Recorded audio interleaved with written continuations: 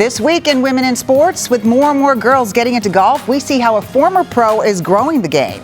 Then the Lynx are finding their stride, the familiar newcomer that's already made a big impact. And later, the WWE will feature a Minnesota star this season. How a gymnast from the Twin Cities suburbs ended up in the big ring. WCCO's Women in Sports, sponsored by Franson Bank and Trust. Thanks for joining us. I'm Amelia Santaniello. Here at WCCO, we are celebrating the highlights of female athletes in this digital segment called Women in Sports. We'll share news stories with you every week right here as we do our part to give these athletes the recognition they deserve. This past week, a local sports bar appeared on the national stage for all the right reasons. USA Today listed a bar of their own in Minneapolis as the best local sports bar in the country. A bar of their own is the Twin Cities' first sports bar dedicated to women's sports. They pride themselves in an inclusive and welcoming atmosphere. USA Today called it a groundbreaking spot for its celebration of women's sports. Well, the game of golf is growing quickly among women and girls. More than 2.5 million female golfers picked up clubs in the last 6 years, according to the National Golf Foundation. Our Marielle Mose speaks to a former pro who is growing the game right here in Minnesota. See how there's that little mound right there? I think if you hit just kind of on top of it. Jennifer Huber spends her days on the greens of Hazeltine National Golf Club in Chaska, helping people of all ages fall in love with the game of golf. Oh, nicely done. I work with people from 3 to 83.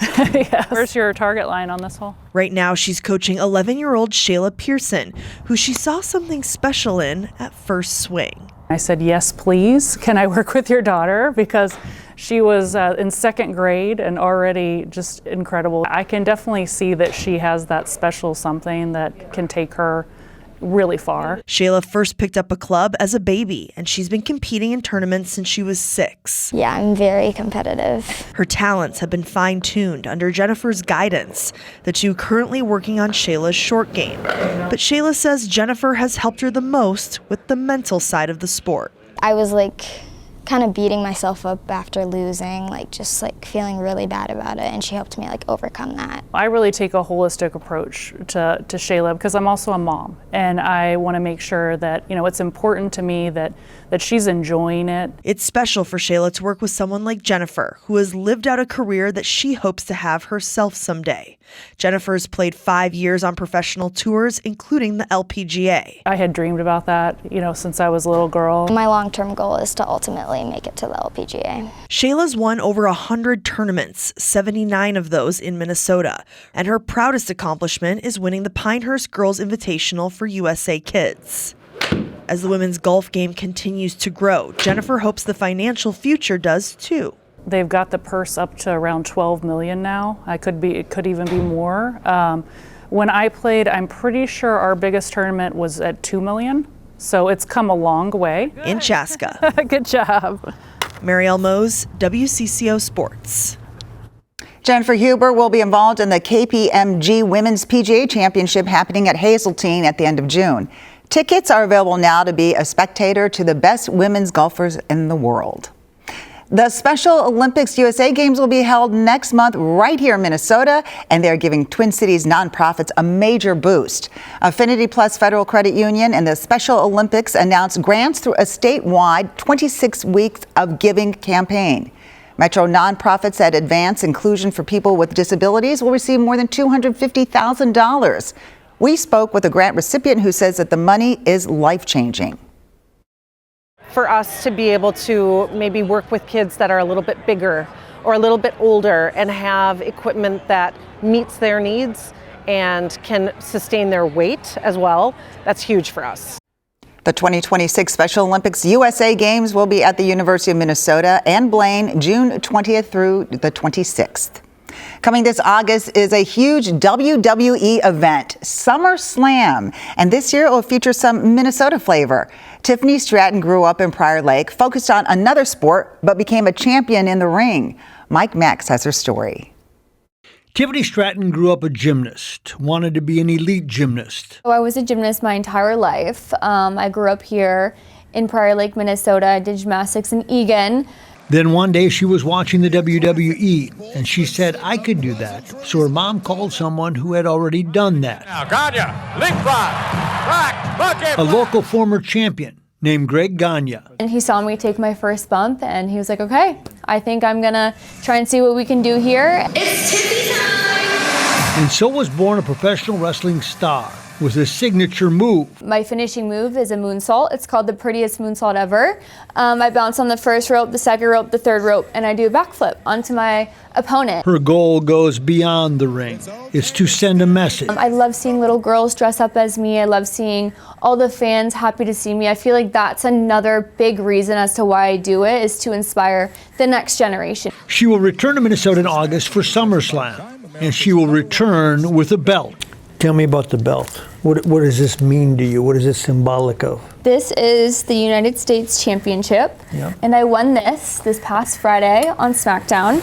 And she's willing to defend it against anyone who wants to step into the ring. You're saying bring it on? Yes, I'm saying bring it on. I'm confident within my abilities to defend this against anybody. That is awesome, and that's a winner's mentality, right? Exactly.